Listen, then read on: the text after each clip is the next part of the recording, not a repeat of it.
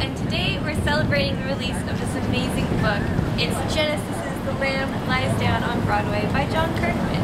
And what better way to celebrate the release of this book than to go straight to Toronto's hub sorcery for all things Genesis back in December 1974. I'm at the amazing Maple Leaf Gardens.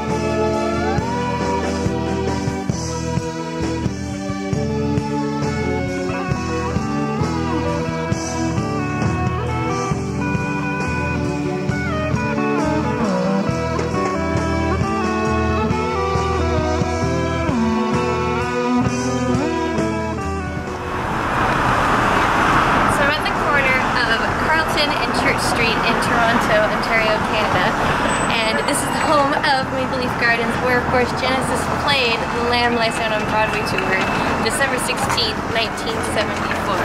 We're going to go inside, we're going to look at where they played in the building in relation to center ice, look at some old photographs, some ticket stubs, and also discuss some people's memories of the occasion. We're also going to chat with the author, Jon Kirkman himself, via video chat, and he'll answer some of your questions about the creation of this beautiful book, Genesis, The Lamb Lies Down on Broadway. Available hardcover, which is this beautiful version here, on his website, www.jonkirkman.co.uk. That's Jon, no H, Kirkman, Kirkman.co.uk. Let's go inside.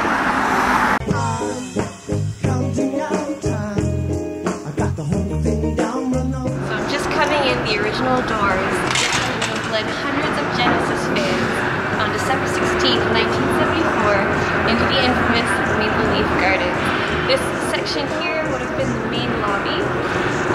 Today it's actually divided into two sections. It's the Ryerson University gym on this side, and on the other side it's a Loblaws grocery store. We still have the original walls here. We have some amazing artifacts that talk about what was in the building. But for those of you who may not have your original auditoriums that Genesis played in like I do, the next best thing that I would suggest is this lovely book, Genesis, The Lamb Lies Down on Broadway by Jon Kirkman. In here you have amazing pictures, ticket stubs. There's a couple of ticket stubs from Toronto, this very auditorium in this book. You have fan photos, written interviews, all kinds of amazing fun stuff. I'm going to show you where the stage would have originally been in this building, where center ice was, and you can really get a feel, a sense of what the atmosphere might have been like within these walls, within these windows, within this auditorium right here. And I'll get you turned on just fine. You're rocking and soul.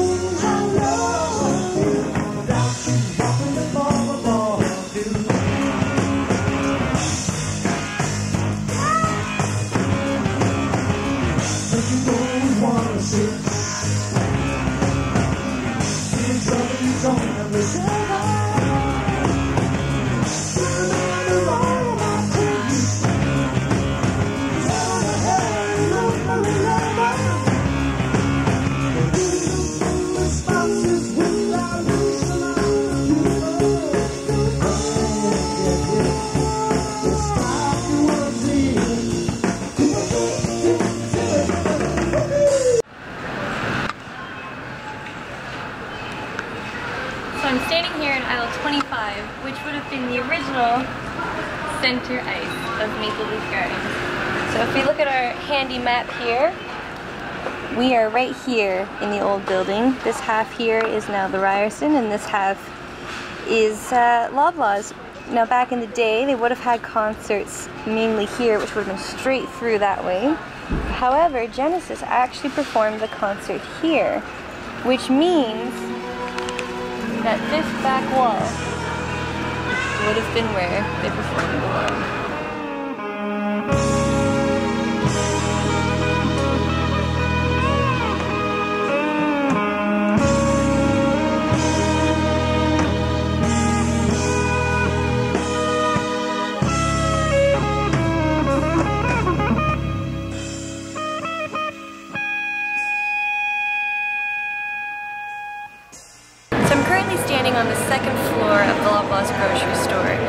although it's unfortunate that it's now a grocery store and no longer remains that really exciting auditorium that held sporting events and world events and concerts, we still get little hints and tidbits of what it must have been like to be in Maple Leaf Gardens. So behind me here, along this blue wall, it would have been what's considered the nosebleed seats, so the very high up seats, the cheap seats. And in the wall, you can actually see the little cement indentations. And those would have actually been the steps that you would walk up to get to your seat. So if you're fortunate enough to get a lamb ticket, but maybe a little less fortunate that you're in the nosebleeds, this would essentially be where you would sit. And you would be sitting actually in these blue chairs right here. These are original blue chairs that would have been in this section that they've created to signify the maple leaf of our local hockey team.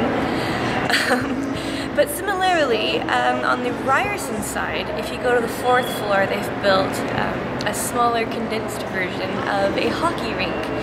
And it's really nice to go up to that section because the roof is open in a sense, and you can see the original dome ceilings and architecture that was in the original building. So it just gives you a little bit of sense of historic preservation, something to look towards and kind of imagine what it would have been like. It's obviously not the same, but at least we have these little moments, and at least the shell still exists, and we can reflect on it and look back on it and get a sense of what it was all about. But enough of my rambling.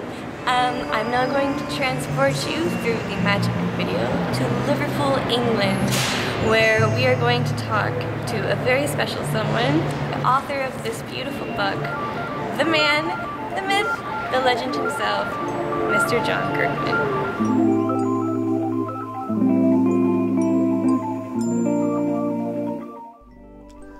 Hello, I'm Jon Kirkman, and I've been asked to answer a few questions about this book. This is my latest book. It's called And the Lamb Lies Down on Broadway, and is, as the title suggests, is about the Genesis album, The Lamb Lies Down on Broadway. We've got interviews in here with Tony Banks, with Steve Hackett. We've also got contemporary comments from Peter Gabriel, Mike Rutherford, Phil Collins, and of course Steve Hackett. We've also talked to two of the road crew, the record company guy, and even the guy who designed the album sleeve, Aubrey Powell of Hypnosis. There's lots of previously unseen photographs in here. This is the limited edition hardback. We're sadly, well actually not so sadly, fully subscribed on the softback edition, which was limited to 200 copies, signed and numbered by me. This particular hardback version is limited to 300 copies, just 300 copies worldwide. It's signed and numbered by me, and it also contains a signed sheet by Steve Hackett as well, which you can either stick in the book if you want, or you can frame it. It's as simple as that. We're down to literally about 70 copies of this book left, and if you buy a copy, there will only be 299 other copies of that particular book about, because as I've said, it's limited to just 300 copies worldwide. So a lot of people have already bought the book. As I've said, we're down to about 70 copies of this left out of 300. If you want to buy it, I suggest you're sort of best doing so now, because we're looking to sell out very, very shortly. We had two editions. We had a softback edition, which is a black cover, and we have a hardback edition, which is the white cover, which is a kind of almost similar in thinking to the actual album. It's got the members of Genesis on the front lined up, a bit like the sort of pictures on the front of the Lamb cover. I didn't design it. It was done by a wonderful company called Bang Design, although there was originally another design by Alan Fenner of Pulsart, and they are graphic designers as well. But we went with the version with Bang Design, which I had to okay, and when I saw it, I was very, very happy. I mean, I was pleased with the Pulsart version that Alan Fenner did, but when Bang designed it, I thought, in keeping with the feel of the book, they actually designed the layout of the book, and I thought I'd go with their design. I had to okay it. I told them what I wanted, and they delivered it, and they delivered an absolutely wonderful design for both the hardback and the softback. and the layout of the book as well. I was very, very pleased with that, but I didn't design it. I'd like to say I was talented enough to do that, but I've got to be honest and say no, I wasn't, although I did have the final say. But the actual cover of the books were designed by Bang Design, which is a graphic design company in the UK. You're always thinking ahead of the next book or the next project that you're going to do. So consequently, it was coming up to the 40th anniversary of The Lamb Lies Down on Broadway album coming out, and also the tour. Unfortunately, we didn't manage to get the book out then because the publisher backed out. It took them 4 years to decide they didn't want to do it, and it kind of left me high and dry. But I already had the bit between my teeth at this point. So the reasons why I did it, well, The Lamb Lies Down on Broadway is not probably the biggest selling Genesis album, nor is it the most popular Genesis album. It is, however, the most talked about Genesis album for a number of reasons. It was the final album that featured Peter Gabriel before he left the band, and it was also a concept album, so it's very interesting on a number of levels. And I think that's why I decided to do a book on that specific part of the Genesis career. I could have gone maybe back a bit further and done something on Foxtrot, or could have gone a bit further the other way and maybe done something on Wyndham Wuthering and Trick of the Tail, or maybe even Abacab or Duke, or any of those great albums. But I thought as a project, The Lamb Lies Down on Broadway deserved a book written about it, and that's why I did it. A lot of it was kind of provided by fans of the band, and a lot of information by various people who'd followed Genesis's career right the way through, and it's surprising how much information is out there, but also it's surprising how little information is out there, particularly regarding the live dates. There's still confusion now, even amongst the band members.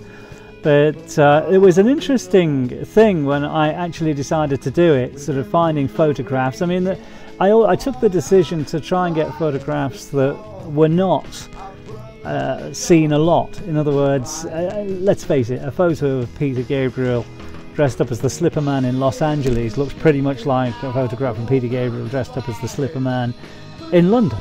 So we tried to kind of avoid too many of those photos. So we managed to get hold of some people who had some great photos that have been rarely seen, if at all.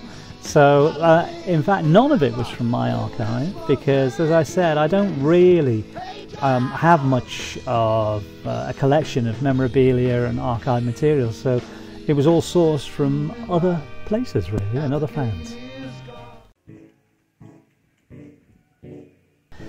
My first brush with Genesis, as it were, was via a friend called David Garrett, who's at school with me, and he said, you should listen to this album. And it was Nursery Crime, and the very first track he played me was Harold the Barrel. I know, strange track, and it was a very strange track, but it hooked me. So that's where I kind of came into Genesis, and it was around about the time that Peter was wearing the fox's head as well, around about the time of Foxtrot, Supper's Ready and all that, and it was fascinating. And believe it or not, although I saw the tour before The Lamb Lies Down on Broadway tour, and I saw the tour after that, I didn't actually manage to get a ticket to see The Lamb Lies Down on Broadway. And where I am in Liverpool, it was the only city on the entire tour that the band performed 3 times. They did 3 concerts in Liverpool on the Lamb tour. And I remember going to the gig on literally all 3 nights to see if I could get a ticket, and it would have to be from a ticket tout because the tour was sold out, certainly in the UK. And ticket prices were around about £2.50, £3, if that. I don't think it was very expensive, but the ticket touts wanted £10 a ticket. A lot of money in 1975, and I just thought, I'm not paying £10. And I think the lowest one tout, I think he felt sorry for me, said, you can have it for £8, and I said, no, I'm not paying £8. £8, seriously, was a lot of money in 1975.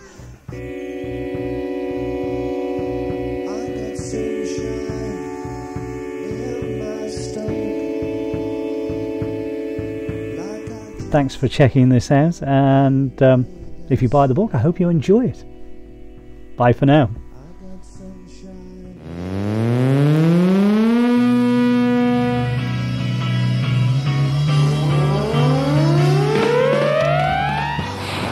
just like that, we're back in Toronto, at the Skyline.